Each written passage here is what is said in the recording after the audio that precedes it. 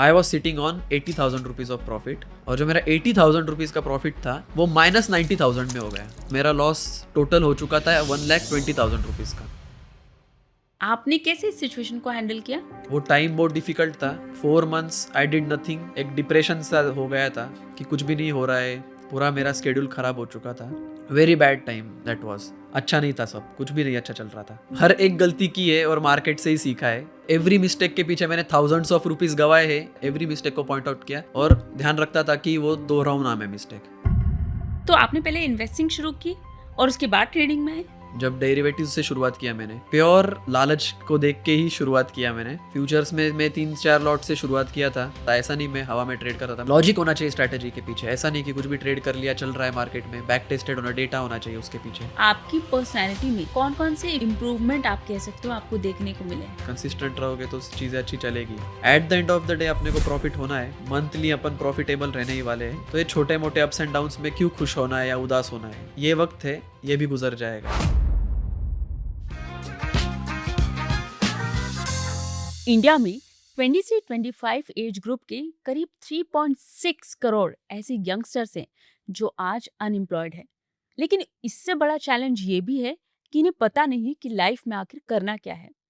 इस भीड़ से अलग हटकर आज हमारे शो में एक ऐसे गेस्ट हैं जो सिर्फ 22 एज के हैं और इन्होंने स्टॉक मार्केट में ट्रेडिंग करके पैसा कमा लिया है। Congratulations bro, welcome to unscripted. कैसे मिला आपने ये कमाल किया? Thank you so much for inviting me. It's a pleasure to be here. So इसकी शुरुआत हुई थी 2019 में। सो लंबी जर्नी रही है। तो हॉस्टल डेज में मेरे सीनियर्स हुआ करते थे, वो दे यूज टू ट्रेड, और मैं देखता था कि क्या कर रहे हैं ये लोग। और वो लोग भी एक्सप्लेन करते थे कि हाँ, निफ्टी क्या है, सेंसेक्स क्या है, तो वहाँ से पता चला। और मैं एक गुजराती फैमिली से बिलोंग करता हूँ। So my grandfather used to invest in the stock market.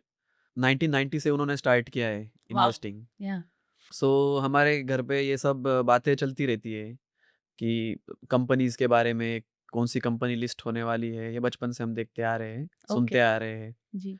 और उनकी जर्नी भी अच्छी रही है। सो ऐसा नहीं कि हमें कुछ लॉसेस हो गए स्टॉक मार्केट में। इट्स ऑल गुड, सब सही चलता है। तो वहीं से शुरुआत हुई थी। उसके बाद धीरे धीरे तो ये सब सीखना शुरू ही किया था, उतने में लॉकडाउन लग गया 4 से 5 महीने में, और क्रैश हो गया सेंसेक्स देख 2020 के। का लॉकडाउन। 2020 कोरोना हो गया था। जी। तो मार्केट बॉटम पे था अपने। तो एवरीवेयर देयर वाज पैनिक। मैं देख रहा था कि क्या हो रहा है। फिर मैंने देखना शुरू किया कि चार्ट्स के बारे में, क्या होते हैं चार्ट्स एग्जैक्टली। जो 2008 में जो क्रैश हुआ था, जब तब बॉटम हिट किया था मार्केट ने, हम्म। उसके बाद रिकवरी कितने सालों में आई थी। तो मैंने अच्छे स्टॉक्स ढूंढना शुरू किए, रेप्यूटेड कंपनीज के नाम देखना शुरू किया। HDFC है, बजाज फाइनेंस है, HUL जैसी कंपनीज, बड़ी कंपनीज है, जहाँ पे पैसा गंवाने का चांस ना के बराबर होता है। ब्लू चिप कंपनीज ब्लू आपकी। चिप कंपनीज है। ओके। तो इनको देखना शुरू किया। इनका 2008 का हिस्ट्री जानना शुरू किया था तब, कि ये बाउंस बैक कितने साल में करती है कंपनीज। क्रैश हो जाता है 2000 Y2K, जो 2000 में क्रैश हुआ था, 2008 में क्रैश हुआ, तो ये रिकवर कितने टाइम से करते हैं। जिन कंपनीज ने वो क्रैश देखा है और वो जो कंपनीज रिकवर करके आई है, हम्म। उन कंपनीज को मैंने शॉर्टलिस्ट किया और उनके बारे में फर्दर एनालिसिस शुरू किया। हम्म। पर ये तो इन्वेस्टिंग हो गई, राइट? इन्वेस्टिंग तो आपने पहले इन्वेस्टिंग शुरू की और उसके बाद ट्रेडिंग में आए? इन्वेस्टिंग में, ट्रेडिंग में मैं 3 साल से ही ट्रेड कर रहा हूँ। उसके पहले आई यूज टू इन्वेस्ट। मैं ओह। कंपनीज डिटेल में एनालाइज करता था, फंडामेंटल एनालिसिस करता था, उसके बाद वैल्यूएशन करता था। इन सब चीज़ों को लेके शॉर्टलिस्ट जब करता हूँ कंपनीज, उसके बाद मैं जाके चार्ट्स देखता हूँ कंपनीज के, कि एंट्री कब किया जा सकता है इन कंपनीज में। वाह, ये तो इंटरेस्टिंग है। क्योंकि अक्सर क्या होता है, पहले हम ट्रेडिंग करते हैं फिर इन्वेस्टमेंट में जाते हैं। आपने इन्वेस्टिंग से शुरू किया फिर ट्रेडिंग में आए, तो ये सब सीखा कैसे? यूट्यूब से ही सीखा। यूट्यूब ही पहला माध्यम था जिससे मैंने शुरुआत की थी। अच्छा। और इन्वेस्टिंग में ही इंटरेस्ट था, ऐसा कुछ नहीं, डे 1 से ट्रेडिंग में इंटरेस्ट था। ओके। इन्वेस्टमेंट करता गया, पैसे बनाए हैं मैंने। इन्वेस्टिंग के थ्रू ही ज़्यादा बनाए हैं। आज भी मैं बोलता हूँ कि इन्वेस्टमेंट से ही मैंने ज़्यादा पैसे बनाए हैं। ओह। इन्वेस्टमेंट, स्टॉक्स रिसर्च करना, एनालाइज करना, उनके बारे में पढ़ना, कंपनीज के बारे में पढ़ना, हम्म। वो मेन रहा है मेरे लिए कभी भी। और जब हम इन्वेस्ट करते हैं तो we are not buying a price fluctuation. जब भी मैं सोचता था कि मुझे इन्वेस्ट करना है किसी पे, तो लगता था कि एक धंधा खरीद रहा हूँ, धंधे में इन्वेस्ट कर रहा हूँ मैं। हम्म। सो उसी माइंडसेट से मैं इन्वेस्ट करता था। तो आज भी मैं इन्वेस्टमेंट में ही ज़्यादा फ़ोकस करता हूँ। ट्रेडिंग में आने का मेन उद्देश्य जो था, तो बस लालच वाज़ द मेन ड्राइव कह जल्दी सकते हैं अपन। पैसे कमाने हैं। जल्दी पैसा बनाना है, क्विक मनी के पीछे मैंने ट्रेडिंग से शुरुआत किया था। हम्म, और शुरुआत जब की तो स्विंग ट्रेडिंग तो करता था, उसमें पैसे बने। हम्म, बट जब मैं डेरिवेटिव्स में आया, जब डेरिवेटिव्स से शुरुआत किया मैंने, प्योर लालच को देख के ही शुरुआत किया मैंने कि पैसा जल्दी बनेगा, और शुरुआत में बना भी। So I used to trade in futures. Futures से शुरुआत की। फ्यूचर्स में मैं 3-4 लॉट से शुरुआत किया था। जब मैंने स्टॉक्स फ्यूचर बाय करना शुरू किया, तो उसमें कैसा होगा, शुरुआत में अपन बिगिनर लक बोले या कुछ भी बोले, चार्ट्स वही एनालाइज करता था, जो इन्वेस्टमेंट में मैं जो फिलोसफी यूज़ करता था, वही मैंने इंट्राडे में यूज़ की। शुरुआत में पैसे बन गए, हम्म, और अच्छे खासे बन गए। तो मैंने देखा कि फ्यूचर्स में इतने बन रहे हैं अपने, तो स्टॉक में कैश में क्यों ट्रेडिंग करना है, या इन्वेस्ट भी क्यों करना है। करेक्ट। जितना पैसा मैं वहाँ पे महीने में बना रहा हूँ, महीने में तो नहीं बोल सकते, इन्वेस्टिंग महीने का गेम नहीं होता है, पर लेट्स सपोज कि 2-3 महीने में जितना मेरा बन रहा है, हाँ, थोड़ा लंबे समय के लिए, हाँ। हाँ, 2-3 महीने में मेरा जितना बन रहा है, उतना मेरा 2-3 दिन में बन रहा है यहाँ पर। हम्म, क्योंकि लेवरेज बहुत बड़ा हो जाता है उसमें। तो मैंने एक तो अच्छा पैसे बने थे इतने 3 साल में, मुझे लगता था मुझे सब आता है, और मैं कूद गया फ्यूचर्स में। हम्म, शुरुआत में वहाँ पे पैसे बने, हम्म, बट जब लॉस का स्ट्रीक, क्योंकि कुछ देखता नहीं था, डिस्क्रिशनरी ट्रेडिंग करता था। ओके, डिस्क्रिशनरी ट्रेडिंग करता था, और फ्यूचर्स में वो भी। Hmm, futures is two edged sword, hmm, दो धारी तलवार है। हम्म, फ्यूचर्स में बहुत हाथ जला बाद में। हम्म, 2-3 महीने स्ट्रीक ऑफ लॉसेस, प्रॉफिट होता था, लॉस होता था, कोई रिस्क मैनेजमेंट कुछ पता नहीं था मुझे। स्टॉप लॉस रख के करता था, लेकिन कभी-कभी वो स्टॉप लॉस को अपन, स्टॉप लॉस ट्रिगर होने के लिए आता है तो हम हटा देते, स्टॉप लॉस नीचे ले लेते थे। ये सबकी प्रॉब्लम है लाइफ में, नहीं, सब स्टॉप लॉस हिट नहीं होता है। हर एक गलती की है और मार्केट से ही सीखा है। जी। मतलब एवरी मिस्टेक के पीछे मैंने थाउजेंड्स ऑफ रुपीज़ गँवाए हैं, एक छोटी-सी मिस्टेक से, और फिर उसकी लर्निंग, मतलब मैं नोट करता था, ऐसा नहीं मैं हवा में ट्रेड करता था, मैं नोट करता था। एवरी मिस्टेक को पॉइंट आउट किया, और ध्यान रखता था कि वो दोहराऊँ ना मैं मिस्टेक। ओके। तो वहीं से शुरुआत किया फ्यूचर से। फ्यूचर्स के बाद बहुत लॉस किया फ्यूचर में। ऑलमोस्ट मैंने अपना 1/3 कैपिटल गँवा दिया, अब 1/3 प्रॉफिट, 1/3 पार्ट ऑफ प्रॉफिट मैंने गँवा दिया था फ्यूचर में। हम्म, फिर फ्यूचर्स में से मैंने सोचा कि अपन ऑप्शन सेलिंग करते हैं, क्योंकि सब बड़े इंस्टीट्यूशनल्स ऑप्शन सेलिंग कर रहे हैं, बड़े ट्रेडर्स ऑप्शन ऑप्शन सेलिंग कर रहे हैं। तो ऑप्शन सेलिंग से शुरुआत किया। अगेन पोजिशनल ऑप्शन सेलिंग लेके गया था। सो ये बात है 2022 की, जब मैंने ऑप्शन सेलिंग शुरू की। पोजिशनल लेके जाता था, कोई स्टॉप लॉस नहीं रखता था ऑप्शन सेलिंग में, और वहाँ पे भी पैसा। तो आपको एक किस्सा सुनाता हूँ मैं, एक स्टोरी है। हम्म, मतलब मुझे आज तक याद रहेगा वो दिन। Hmm, I was sitting on 80,000 rupees of profit. 2022 की बात है ये, फेब्रुआरी मंथ की। ओके, अच्छा खासा पैसा मैंने निफ्टी के में पुट शॉर्ट कर रखे थे। मार्केट ऊपर जा रहा था, प्रीमियम जीरो के पास आ रहा था, हम्म, सब सही चल रहा था। हम्म, वीकेंड आ गया, तो it was 12th and 13 February. Weekend आया, और इस वीकेंड में सबसे बड़ी न्यूज़ आ गई। सबसे पहले तो रशिया यूक्रेन हो गया, ओके, और इंडिया की एक बहुत बड़ी शिपयार्ड कंपनी ने अपने लोन्स पर डिफ़ॉल्ट कर दिया। So ICICI bank was included in that. 23,000 crore का डिफ़ॉल्ट था वो। हम्म, ये वीकेंड पे ये 2 बड़ी न्यूज़ आ गई, दोनों ही नेगेटिव। दोनों सुपर नेगेटिव। हम्म, मंडे को जब मार्केट खुलता है, अभी ये मुझे पता था कि ये ऐसा होने वाला है, मार्केट टूटने वाला है। मेंटली प्रिपेयर थे। हाँ, ये पता था, इतना नहीं पता था। ओपन इंटरेस्ट वगैरह देखा, कहाँ खुल कैसा हो रहा है सब। मार्केट बैंक निफ्टी खुला ही 4% नीचे, गैप डाउन। और जो मेरा 80,000 रुपीज़ का प्रॉफिट था, वो -90,000 में हो गया। मतलब 1,80,000 रुपीज़ माइनस हो चुका था। मतलब 80,000 तो ज़ीरो हो गया, और बचा 90,000 लॉस। और सुबह 10:30 बजे पोज़ीशन काटते-काटते, स्क्वायर ऑफ करते-करते मेरा लॉस टोटल हो चुका था 1,20,000 रुपीज़ का। सो इतना बड़ा लॉस खाने के बाद, अगेन मेरा प्रॉफिट मैंने अच्छा बना रखा था ट्रेडिंग से, इन्वेस्टिंग से, मेरे पर्सनल कैपिटल पे। तो लॉस तो था, बड़ा था। अक्सर ऐसा होता है कि ट्रेडिंग में जब हमें लॉस होता है तो हम बहुत परेशान हो जाते हैं आपको एक दिन में इतना बड़ा लॉस हुआ और वो भी आपने ट्रेडिंग की शुरुआत की, इसके बाद हुआ है। आपने कैसे इस सिचुएशन को हैंडल किया? Okay, so it was very difficult, mentally बहुत टफ होता है, डाइजेस्ट नहीं कर पाते अपन कि जितना अपन महीने में कमा रहे थे, उतना एक दिन में we have lost our capital, हुँ, प्रॉफिट। और ऐसा नहीं था कि शुरुआत से ही मैं फ्यूचर्स में लॉस करके आया था। हुँ, अब ऑप्शन से सेलिंग से शुरू की थी। हुँ, ऑप्शन ऑप्शन सेलिंग में थोड़ा-सा पैसा बना और फिर इतना बड़ा लॉस सडनली आ गया। बिना रिस्क मैनेजमेंट का किया था ऑब्वियसली। कोई हेजिंग नहीं, कोई स्टॉप लॉस नहीं, सीधा गैप डाउन पे पोज़ीशन स्क्वायर ऑफ करते-करते 1,20,000 रुपए अपने चले गए थे। उसके बाद भी ऑप्शन सेलिंग थोड़े दिन कंटिन्यू हुई थी मेरी। Hmm, streak of losses again, option selling में मेरा पैसा बना नहीं पोज़िशनल में। देन करते-करते जब मेरा पूरा ऑलमोस्ट 50% कैपिटल मेरा जो प्रॉफिट मैंने बनाया था, मतलब इन्वेस्टिंग से जो मैंने प्रॉफिट कमाया था, उस प्रॉफिट को मैं ट्रेडिंग में लेके आया था। ओके। सो दैट कैपिटल मेरा 50% वाइप्ड आउट हो चुका था। और अभी मुझे श मेरे कैपिटल तक पहुँचने के लिए 100% का गेन रिक्वायर्ड था। हुँ, बिल्कुल। तो 100% कमाओ, फिर मैं ब्रेक इवन पे आ रहा हूँ। हुँ, सो अभी 100% बनाने ब्रेक इवन के लिए 100% ऑप्शन सेलिंग से तो नहीं बनेंगे। हुँ, फिर मैं कूदा ऑप्शन बाइंग में। अच्छा, ओके। लेस कैपिटल हो लगता है, ऑलरेडी अपन ने 50% गँवा चुके हैं, हुँ, कैपिटल छोटा हो चुका है।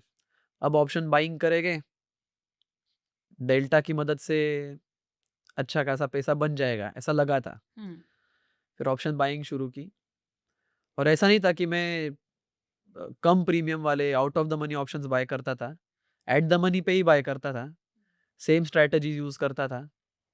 जो मैं स्टॉक्स में इन्वेस्ट कर रहा हूँ वो इंट्राडे में या बाय टुडे सेल टुमारो वाली स्ट्रैटेजीज़, ओके। वहाँ पे भी पैसे बने नहीं।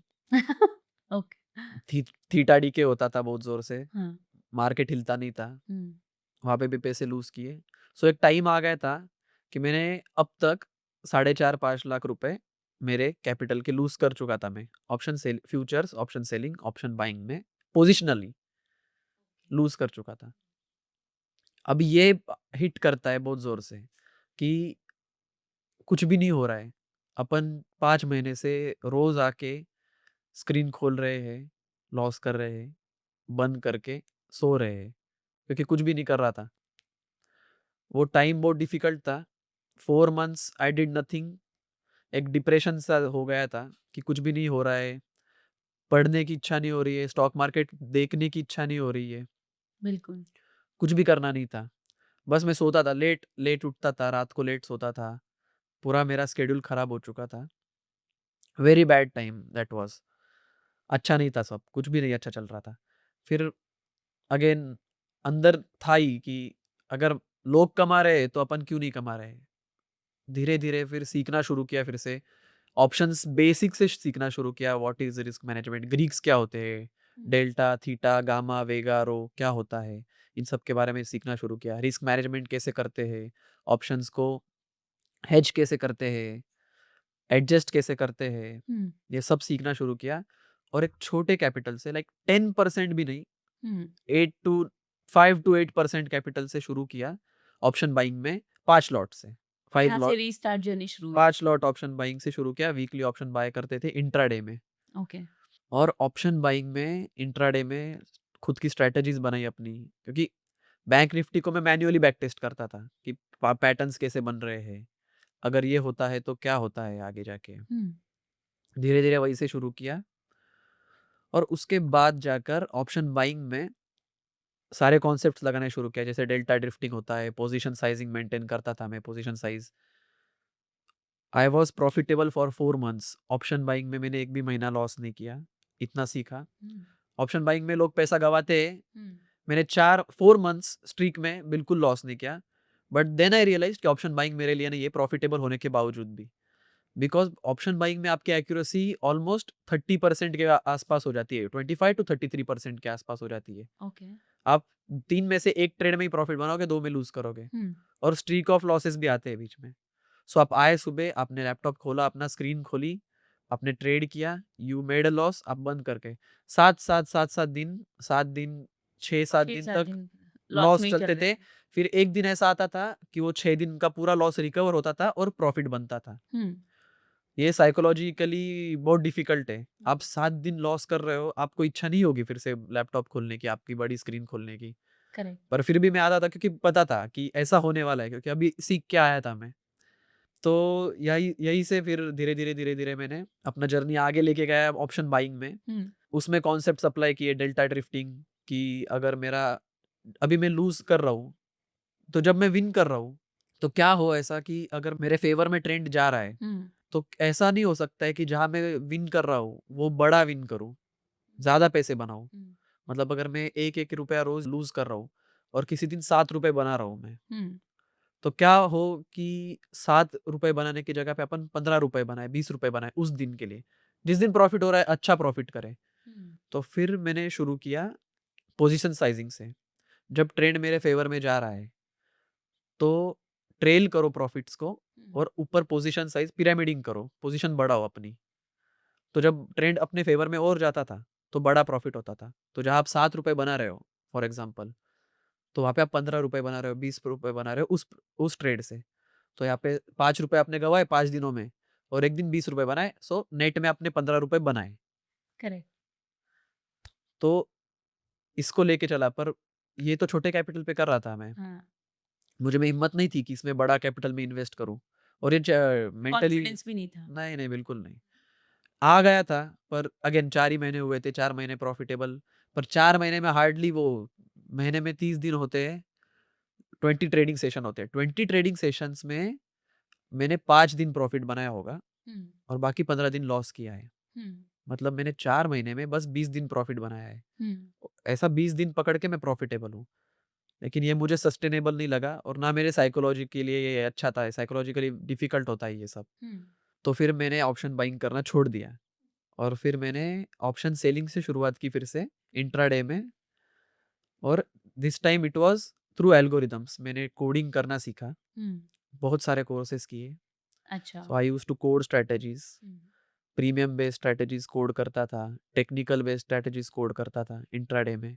और धीरे-धीरे again small capital, option selling में स्मॉल कैपिटल में कुछ नहीं होता है, बट फिर भी एक छोटे कैपिटल से 15 लाख रुपए से मैंने ऑप्शन सेलिंग शुरू की। मैं जितना पैसा बनाता था, उसमें से 50% तो ब्रोकरेज चला जाता था। मतलब मेरे दिन के 40 ऑर्डर्स हिट होते थे। अगेन एल्गो ट्रेडिंग कर रहे हो आप, लेस कोरिलेटेड स्ट्रैटेजीज़ आपने कंबाइन कर रखी है और उससे आप ट्रेडिंग कर रहे हो। हुँ, तो दिन में एडजस्टमेंट्स इतनी होती थी, स्टॉप लॉस हिट होते थे, री-एंट्रीज़ होती थी। एक्सपायरीज़ में लगभग 45 ऑर्डर्स चले जाते थे मेरे। हुँ, मतलब लॉस हो, प्रॉफिट हो, फ़र्क नहीं पड़ता, ₹2500 मेरा लगने वाला है करेक्ट। पर डे येस, वो तो आप इग्नोर ब्रोकरेज कर में। ही नहीं सकते ब्रोकरेज। बिल्कुल, brokerage tax, STT, stamp duty, exchange rate, सब ये सब। तो फिर मैंने सोचा धीरे-धीरे इसको स्केल करते हैं। हुँ, पहले मैंने देखा, मैंने 4 महीने, 5 महीने सीखा, लॉसेस किए। एल्गो ट्रेडिंग में भी लॉसेस होते हैं। हुँ, आपको कर्व फिटेड स्ट्रैटेजीज़ यूज़ करता था मैं। हुँ, फिर उसके बाद जाकर मैंने लॉजिक बेस्ड स्ट्रैटेजीज़ यूज़ करना शुरू किया, डेल्टा न्यूट्रल स्ट्रैटेजीज़ यूज़ करना। अब ये थोड़ा आपको कॉम्प्लिकेटेड लग सकता है, हुँ, कुछ कॉम्प्लिकेटेड नहीं है। आप जब सीख जाओगे 1-2 महीने में वो आपको आ जाएगा, समझ प्रैक्टिस जाएगा। और समझ-समझ के, जी।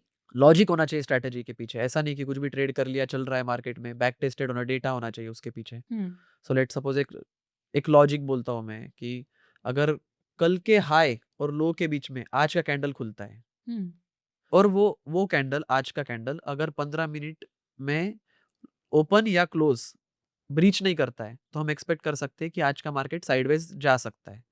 सो ये लॉजिक है। अब इसको डेटा बैक्ड है या नहीं, ये चेक करते हैं। सो 70% ऑफ द टाइम ऐसा हुआ है कि कल के ओपन और क्लोज के बीच में अगर आज का कैंडल खुलता है, तो मार्केट 70% चांसेस है कि साइडवेज हो सकता है। एनीवे तो अब इस लॉजिक को लेकर स्ट्रैटेजीज डिजाइन करना शुरू किया। क्या हम स्ट्रैंगल्स कर सकते हैं, आयन कॉन्डोर कर सकते हैं, स्ट्रैडल्स कर सकते हैं, क्लोज स्टॉप लॉस लेके। तो ये सब ओके। डिजाइन करना शुरू किया, बैक टेस्ट करता था, पर अब ये मैन्युअली नहीं करता था, अब अच्छे अच्छे सॉफ्टवेयर्स थे। सॉफ्टवेयर्स यूज़ करना शुरू हाँ, कर दिए। इन्वेस्ट किया सॉफ्टवेयर्स पे, इन्वेस्ट किया, डेटा खरीदना शुरू किया निफ्टी का, बैंक निफ्टी का। और I used to trade in these 2 indices only. Stocks में ऑप्शन सेलिंग बिल्कुल नहीं करता था। ना ऑप्शन बाइंग करता था स्टॉक में, ऑप्शन सेलिंग बिल्कुल नहीं करता था। ओके। तो यहाँ से शुरुआत की थी और फिर धीरे-धीरे करते-करते मैंने जितना लॉस किया था वो रिकवर किया ही, पर प्रॉफिट भी बना लिया अच्छा खासा और खुद को एक प्रॉफिटेबल एल्गो ट्रेडर बोल सकता हूँ। लेकिन मलाई एक काफी इंटरेस्टिंग बात है कि आपने लॉस किया, फिर प्रॉफिट में आए, फिर कोर्सेज किए, पूरी ट्रेडिंग स्ट्रैटेजीज को समझा, अपना होमवर्क किया, इसके बाद मार्केट में वापसी की। कई बार हमने देखा है कि कुछ ट्रेडर्स ऐसे होते हैं कि उन्हें लॉस तो हो रहा है, एक उन्हें पोजीशन बना रखी है, उसमें वो लॉस कर रहे हैं, लेकिन या तो वो उस लॉस को बने रहते हैं उस लॉस में इस उम्मीद के साथ कि आगे वो प्रॉफिट में तब्दील हो जाएंगे, या तो रिवेंज ट्रेडिंग करने लगते हैं कि आज नहीं बनाया पैसा तो कल तो ज़रूर बना लूँगा, या फिर आगे पैसा मैं बना ही लूँगा, प्रॉफिट मुझे मिलेगा ही मिलेगा। इस चीज़ से कैसे बचा जाए? खुद को कैसे कंपोज़ काम रख के और सीखने के बाद ट्रेडिंग की जाए? तो ये डूज़ एंड डोंट्स क्या हैं? सो ऐसा नहीं है कि रिवेंज ट्रेडिंग मैंने भी नहीं की है, अच्छा, आपने भी की है। बहुत की है। ओके।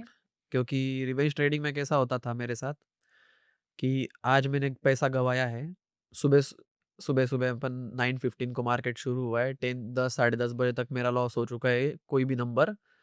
अब मैं ट्राई करता था कि हाँ, ये इतना लॉस हुआ है उसको रिकवर कर ले आज के दिन में, हुँ, फिर बंद कर देंगे। हुँ, तो इस रिवेंज ट्रेडिंग में बहुत सारे ट्रेड किए हैं और कभी-कभी लॉस रिकवर हो जाता है, पर ये आपको खराब तरीके से मोटिवेट कर देता है, करेक्ट। फिर आप अगले बार वैसे ही करोगे। तो ये 2-3 बार मैंने किया हुँ, और लगातार मैंने रिवेंज ट्रेडिंग में ही 3-4 ट्रेड ले चुका था, तब मैं फ्यूचर्स करता था। हुँ, फ्यूचर्स में रिवेंज ट्रेडिंग में मैंने बहुत सारे ट्रेड कर लिए और दिन में ऐसे ही 30-35,000 40,000 में लॉस कर चुका था, एक दिन में 4 ट्रेड्स में। मतलब 5,000 6,000 रुपए रिकवर करने के चक्कर में, हुँ, मैं उससे 5 गुना ज़्यादा दे देता था ऑन द सेम डे। हुँ, तो ऐसा नहीं है मैंने भी रिवेंज ट्रेडिंग नहीं की है, रिवेंज ट्रेडिंग नहीं करना है। अगर आप ऑप्शन सेलिंग कर रहे हो इंट्राडे में, तो आप कोशिश करो कि एक दिन में आपके कैपिटल का 1.5% टू 2% से ज़्यादा ना लूज़ करो। ओके। सिस्टम स्टॉप लॉस लगा दो। अपने स्टॉप लॉस तो होता ही है, टेक्निकल बेस्ड होता है, प्रीमियम बेस्ड स्टॉप लॉस भी होता है। पर एक सिस्टम स्टॉप लॉस लगा दो कि लेट्स सपोज़ मेरा 5 लाख का कैपिटल है, हुँ, तो उसके ऊपर मैं 2% के ऊपर ना गवाऊँ, तो मेरा दिन में 10,000 के ऊपर लॉस होना ही नहीं चाहिए। 10,000 लॉस हुआ, मेरा system automatically position square of कर देगा, 10,000 लॉस्ट कैप कर देगा और उसके बाद ट्रेड्स होंगे नहीं, उस दिन के लिए डन फॉर द डे।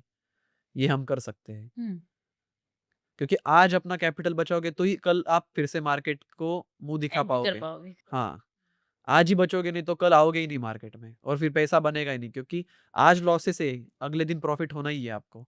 मैंने भी वैसा ही शुरू किया था। प्रॉफ़िट तो होता है, मेरे दिमाग में कभी आया नहीं कि छोड़ दे ट्रेडिंग, क्योंकि मैंने देखा है लोगों ने पैसा बनाया है, मैंने खुद ने पैसे बनाया था स्टॉक मार्केट में।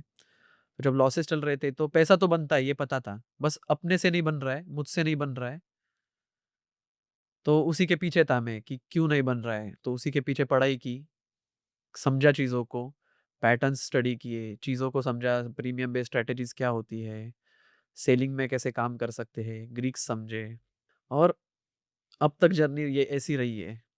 तो अभी डेटा पे ही काम कर रहा हूँ। Data is the new oil, data is god hmm, और भगवान के अलावा हम सिर्फ़ डेटा पे विश्वास करते हैं। यही दिमाग में रहा है मेरे। क्योंकि अगर जो चीज़ 5 साल से होते आ रही है, लेट्स सपोज़ अपन ने एक स्ट्रैटेजी डिज़ाइन की, वो स्ट्रैटेजी अपन बैक टेस्ट करते हैं जब और दिख रहा है कि ये प्रॉफ़िटेबल है, स्लिपेजेस, ब्रोकरेज ऐड करने के बाद वो पैसा बना रही है, उसका मैक्सिमम ड्रॉडाउन कितना है, कार एमडीडी रेशियो क्या है, रिस्क रिवॉर्ड रेशियो क्या है, एक्यूरेसी कितना है, ये सब देखने के बाद ही हम वो स्ट्रैटेजी डिप्लॉय करते हैं। हुँ, और ऐसे हम अलग-अलग कुछ स्ट्रैटेजीज़ ऑप्शन सेलिंग में डेल्टा न्यूट्रल है, तो कुछ ट्रेंड फॉलोइंग स्ट्रैटेजीज़ है, कुछ ऑप्शन बाइंग में ऐसी अभी मैं 7 लेस कोरिलेटेड स्ट्रैटेजीज़ में कहूँगा, जो कंबाइन कर रख रखा है मैंने और वो चलती है एक साथ। मतलब आप ट्रेडर्स को क्या एडवाइस करना चाहेंगे? आप जैसे यंग ट्रेडर्स के लिए डूज़ एंड डोंट्स क्या हैं? किन बातों का ध्यान रखना चाहिए? तो डोंट से शुरुआत करूँगा मैं। हुँ, सबसे पहले तो लोन लेकर कभी ट्रेड नहीं करना है, बिल्कुल बहुत इम्पोर्टेंट है ये। बोरोड मनी पे। हुँ, उसमें मैं मिथ्स भी बोलना चाहूँगा हुँ, कि जो मिथ्स है मार्केट में कि आप जितना ज़्यादा ट्रेड्स लोगे, उतना ज़्यादा आपको ज़्यादा प्रॉफिट होगा। हुँ, या लोग ऐसा भी बोलते हैं, higher the risk, higher the profit. ऐसा कुछ नहीं होता है। एक हद तक वो सही है, लेकिन ज़रूरी नहीं है कि हायर द रिस्क है तो हायर द प्रॉफिट है। रिस्क मैनेजमेंट नाम की भी एक कोई चीज़ होती है। आप बस रिस्क लेते जाओगे और आपको लगेगा कि उतना मेरा प्रॉफिट बनेगा। हुँ, व्हाट अबाउट द लॉसेस? हुँ, क्या पता थिंग्स गो साउथ करेक्ट। और बचोगे ही नहीं, कल आ ही नहीं पाओगे फिर से मार्केट में। तो वो सबसे इम्पोर्टेंट है कि ये सब नहीं सोचना है। ब्लाइंडली किसी एक्सपर्ट को फॉलो करना तो सबसे बड़ी गलती है। हुँ, क्योंकि जैसे मैंने कहा मेरे जर्नी के बारे में, मैंने फ्यूचर्स में भी किया है काम, ऑप्शन बाइंग भी की है पोजिशनली, ऑप्शन सेलिंग भी किया है पोजिशनली। उसके बाद इंट्राडे में मैं अभी एल्गो थ्रू काम कर रहा हूँ। Hmm, because I am a good discretionary analyst, hmm, but I am not a good discretionary trader. Emotions मेरे कंट्रोल नहीं हो पाते हैं। Hmm, discretionary trading is a art, difficult होता है, मैं नहीं कर पाता हूँ, तो खुद को समझना ज़रूरी है। अगेन, तो क्या पता वो जिस एक्सपर्ट को आप फॉलो कर रहे हो उसका फोर्टे ऑप्शन बाइंग है, लेकिन आप उतना रिस्क ले ही नहीं सकते हो, बिल्कुल। पर आप फॉलो कर रहे हो ब्लाइंडली उसको। तो कुछ खुद को समझना बहुत ज़रूरी है। क्या पता आपको ऑप्शन सेलिंग सूट करता है, हुँ, या क्या पता आपको ऑप्शन बाइंग सूट करता है और एक्सपर्ट अपना सेलिंग कर रहा है। आप अग्रेसिव हो पर आप कंजर्वेटिव बंदे को देखकर अप्रोच ट्रेडिंग वैसा कर लेते रहे हैं। हो, हुँ, तो आप नहीं पैसा बना पाओगे। आपको पता ही नहीं आपको क्या सूट करता है। ये इंस्ट्रूमेंट्स एक इमोशंस को लेकर भी काम करते हैं, मतलब बिल्कुल। क्या पता आपको फ्यूचर सूट करे, ऑप्शन बाइंग सूट ही ना करे। हुँ, क्या पता आप इंट्राडे के लिए बने ही नहीं हो, आप पोजिशनल के लिए बने हो। तो खुद को जानना बहुत ज़रूरी है इस चीज़ में। मुझे 1.5 साल बस पता करने में चला गया कि मुझे क्या सूट करता है। आपकी पर्सनैलिटी किस तरह की है? हाँ, आप अग्रेसिव हो, कंज़र्वेटिव हो, कितना आपका रिस्क एपेटाइट है? सो एक डोंट ये भी है हुँ, कि never trade without a plan. Hmm, हमेशा प्लान कैरी करो। बस बैठ कर कुछ हो रहा है, कोई कुछ बोल रहा है, सीधा ट्रेड मत करो। हुँ, एक सेट ऑफ रूल्स बना दो कि आज अगर मार्केट में ऐसा कुछ होता है, तो ही मैं इतने पोजीशन को लेके ये ट्रेड करूँगा, इतना स्टॉप लॉस रहेगा, हुँ, कैसे एडजस्ट करूँगा पोजीशन। तो दिमाग में ये बना लो और प्लान के साथ जाओ हुँ, और डिसिप्लिन रहो। प्लान को stick to the plan only. Hmm. उसके बाहर मत जाना कभी। सो ये बहुत इम्पोर्टेंट है, ये डोंट बहुत इम्पोर्टेंट है, जैसे आपने बताया कि प्लान के बिना बिल्कुल मत ट्रेड करना। भले मैं एक और चीज़ समझना चाहूँगी कि ट्रेडिंग इज़ अ जर्नी जैसा आपने बताया, ठीक है? तो इस जर्नी में आपकी पर्सनैलिटी में कौन-कौन से इम्प्रूवमेंट आप कह सकते हो आपको देखने को मिले हैं? इम्प्रूवमेंट जैसे ग्रीड मेरे लाइफ में बहुत कम हो चुका है। अरे अब वाह! मैं ट्रिगर नहीं होता हूँ छोटे-छोटे चीज़ों से ओके। कि यहाँ पे क्विक मनी बनाना है, ये सब नहीं होता है। हमेशा लॉन्ग टर्म सोचता हूँ। पहले भी लॉन्ग टर्म ही सोचता था। बस बीच में थोड़ा जर्नी खराब हो चुकी खराब थी। हो हाँ, गया। पर अब फिर से सही चल रहा है सब, और मुझे ग्रीड ट्रिगर नहीं करता है। हुँ, और दूसरी बात कहूँगा कि इमोशंस थोड़े स्टेबल हो चुके हैं, हुँ, कि हमें हमेशा बिलीव करता हूँ कंसिस्टेंसी में कि कंसिस्टेंट रहोगे तो चीज़ें अच्छी चलेगी। हुँ, बीच में से क्विकली कुछ मिल नहीं जाता है। लॉसेस होते हैं, प्रॉफ़िट भी होती है। मैं बस जब लॉसेस का स्ट्रीक चलता है, हुँ, तो किसी ने एक बात कही थी बहुत पहले, मुझे याद नहीं मैंने कहा देखा था। पर वो बात ऐसी है कि उन्होंने कहा था कि ये वक़्त भी गुज़र जाएगा। बिल्कुल। तो जभी भी लॉसेस का स्ट्रीक आता है, तो मेरे दिमाग में आता है कि ये वक़्त है, ये भी गुज़र जाएगा। पर जब प्रॉफ़िट होता है, तभी भी ये बात आती है कि ज़्यादा उछलो मत, लॉसेस भी आने वाले हैं, बस टिके रहना इम्पोर्टेंट है। तो अभी उछलना नहीं है। तो ये जो अप डाउन होता है, जैसे लॉस हो रहा है, प्रॉफ़िट हो रहा है, तो जिस दिन मुझे प्रॉफ़िट हुआ है या जिस दिन लॉस हुआ है मुझे, हुँ, मैं आपको सेम दिखूँगा उसी दिन। आपको कोई डिफ़रेंस दिखेगा नहीं मेरे चेहरे पे, आपको पता भी नहीं चलेगा कि हाँ, ये लॉस करके आया है, हुँ, कि आज इसे प्रॉफ़िट हुआ है। क्योंकि मुझे फ़र्क ही नहीं पड़ता है, क्योंकि पता है ये लंबा चलने वाला है। At the end of the day अपने को प्रॉफ़िट होना है, मंथली अपन प्रॉफ़िटेबल रहने ही वाले हैं। तो ये छोटे-मोटे अप्स एंड डाउन्स में क्यों खुश होना है या उदास होना है, ये चला ही जाने वाला है वक़्त। तो इसी से मैं मेरा मतलब ये बातें सीखने मिली मुझे अब तक। और इमोशंस, मैं इमोशनली ट्रेडिंग नहीं कर पाता हूँ, that's why I am choosing algo, hmm. क्योंकि कंप्यूटर बिना इमोशंस के कर लेता है ट्रेडिंग। भले वो 3 ऐसी कौन-सी चीज़ें हैं, कौन से ऐसे पॉइंट्स हैं, जो आप हमेशा ध्यान में रखते हैं किसी भी अपनी ट्रेडिंग स्ट्रैटेजी को डिजाइन करते हुए ये बताइए। सो 3 पॉइंट ऐसे रहेंगे कि सबसे पहले हम रिस्क रिवॉर्ड रेशियो पे ध्यान देंगे। हम्म। कोई भी स्ट्रैटेजी हो, हमारा रिस्क टू रिवॉर्ड रेशियो कब हम जब जीत रहे हैं तब हम कितना बना रहे हैं वर्सेस हम जब हार रहे हैं तो कितना गँवा रहे हैं। हम वो कोशिश करेंगे कि जब हम हार रहे हैं तो कम से कम लॉस हो हमारा, और जब हम जीतेंगे, जब हम हमारा सही डायरेक्शन में ट्रेड जा रहा है, तो हम ज़्यादा से ज़्यादा पैसा बना पाएँ। सो अगर हमारा हम जब जीत रहे हैं तो हम कोशिश करेंगे कि 2 से 3 रुपए बनाएँ, और जब हारेंगे तो 1 रुपए से ऊपर गँवाए ना। हम्म। तो अगर 1:2 1:3 रिस्क रिवॉर्ड रेशियो होता है हमारा, सो ये एक अच्छी स्ट्रैटेजी हो सकती है। बट अगेन जो दूसरा पॉइंट मैं डिस्कस करूंगा उसके बाद, वो रहेगा एक्यूरेसी। हम्म।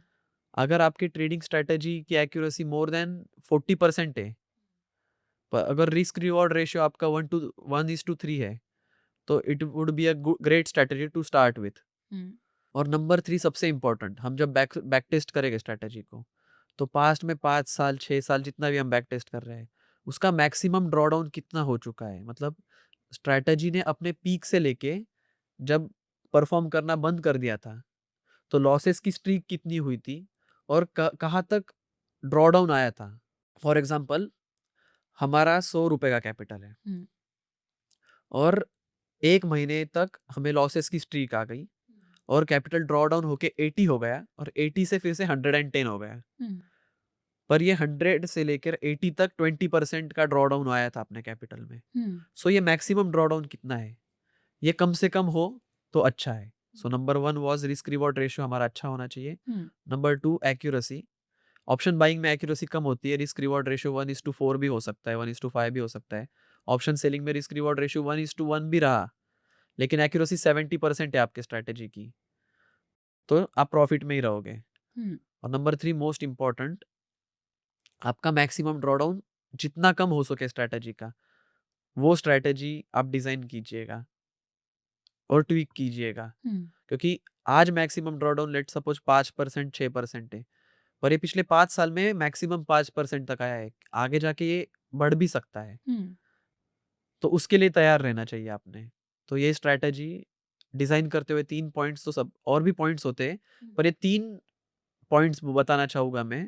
जो आप हमेशा फॉलो करते हो हाँ, और कर जो रही मैं हैं। फ़ॉलो करूँगा ही, और करना चाहिए किसी ने भी जो स्ट्रैटेजी डिज़ाइन कर रहा है या बैक टेस्ट कर रहा है, उसके लिए।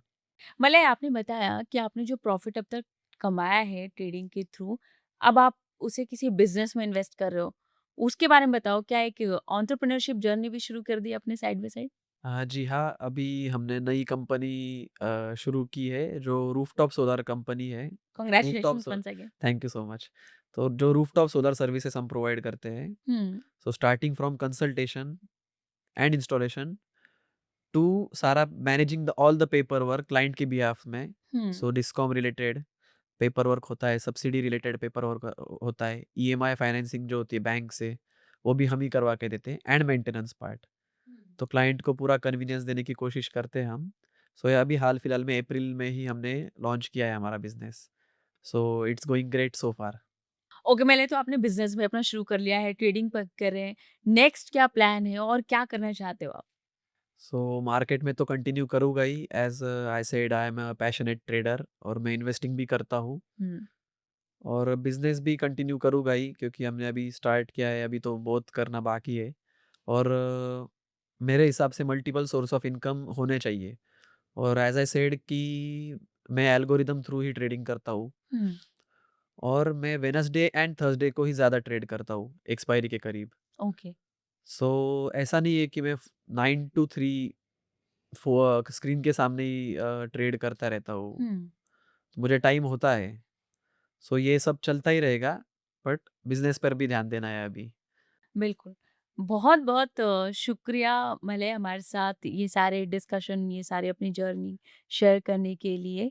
काफ़ी अच्छा लगा आपसे बात करके and we wish you all the very best कि आप थैंक यू आगे सो मच। जो भी करो, ट्रेडिंग करो, बिज़नेस करो, पढ़ाई करो, उन सब में आप बहुत अच्छा करो जैसे आपने अभी तक किया है।